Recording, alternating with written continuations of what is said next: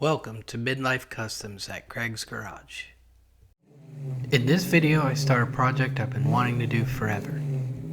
Build a 9-inch Ford rear end, limited slip aka posi traction, 355 gears, and get rid of my one wheel peel. If you like working on cars and watching DIY videos, then you should hit the subscribe button because that is what I post on this channel. Please take a quick minute to read this disclaimer. I am not a professional, nor do I claim to be. So I've had this 9-inch laying around from this project I had where a friend of mine had two 67 F100s that needed to be restored. So we worked out a deal that I would do the work on his and I would be able to keep one for myself. Here's a picture of what I started out with. There's actually two 67 F100s in there. And here's a picture of his truck and one of what it looked like when I was done working on it. And also a shot of mine when I was done with it. And a before and after shot. One of the first things I wanted to do, since I'm going to be working in my home garage, is build a set of cribs. That way I could have my car lifted off the ground at a good height. And I cut my 2x4s at 18 inches long and 14 inches wide. So I got a couple of boxes of 2.5-inch long screws, my drill, my impact drill, and a set of drill bits to pre-drill my holes. And I just assembled them by pre-drilling 2 screws each corner and then putting in the screws with the impact. I alternated the screw pattern as I put it together. Here's a shot of 2 of them stacked on top of each other. One sits roughly 11 to 12 inches high. Then I loosened up the lug nuts on the rear wheels before jacking up the car and putting it on all the stands. As you can see here, just for extra safety, I have the tires on top of the front cribs, but I still use jack stands under the frame of the car.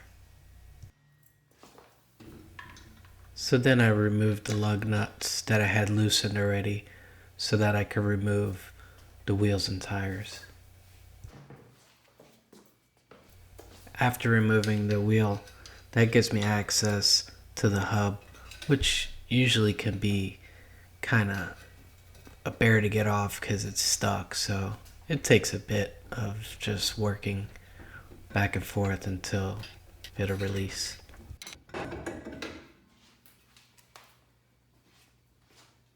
Here's a shot of all the brake hardware that holds the shoes on.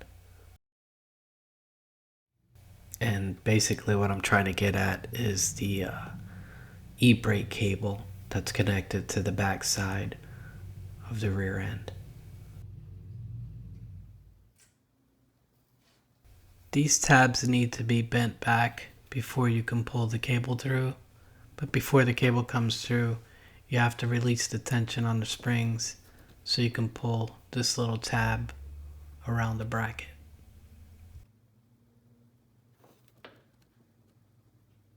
I just went ahead and removed all the brake hardware, and I started with the top spring, and you got to get it over this tab by pulling it this way. Here I show how I did it, and these springs have a ton of pressure on them. And the second one would be done the same way. It would just have to be pulled in the opposite direction.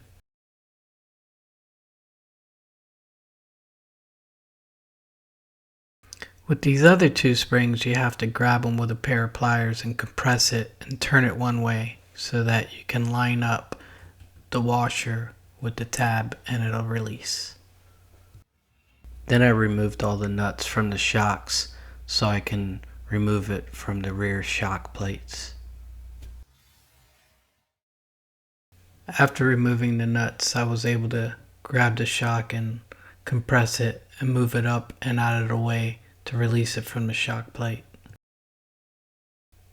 After the shock is out the way, I was able to take out all 4 nuts and just remove the U-bolts from the shock plate. And here's a shot of all the brake hardware gone and the U-bolts coming out. Then I removed all the nuts from the U-bolts that hold the drive shaft to the rear end.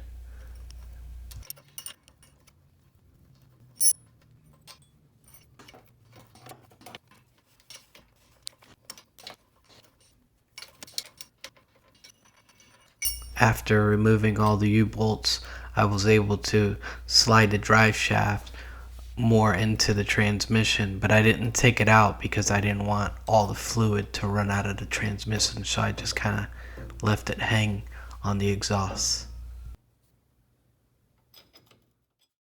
Here you can see it being held by the H-pipe, and you don't want that thing sliding out or you'll lose a ton of transmission fluid, so you need to tie it up or whatever to keep it out of the way. One of the last things I had to do was remove the brake lines. I did that by just removing the hard lines and leaving the center hose where it was. That way I can just put everything back to kind of where it was factory or stock.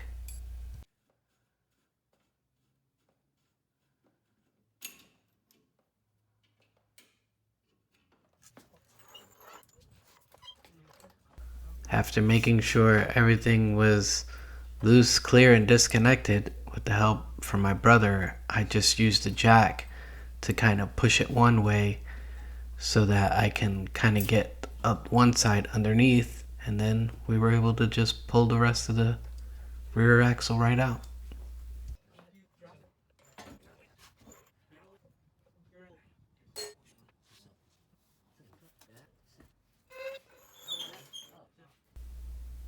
And here is a shot of the rear axle out. So on the next video, I'll concentrate on getting the third member tore down and cleaned up. And that will begin the process of me narrowing and rebuilding my first 9-inch rear end to put in my 66 Mustang. If you found this video helpful, please hit subscribe and leave a comment. And as always, thanks for watching.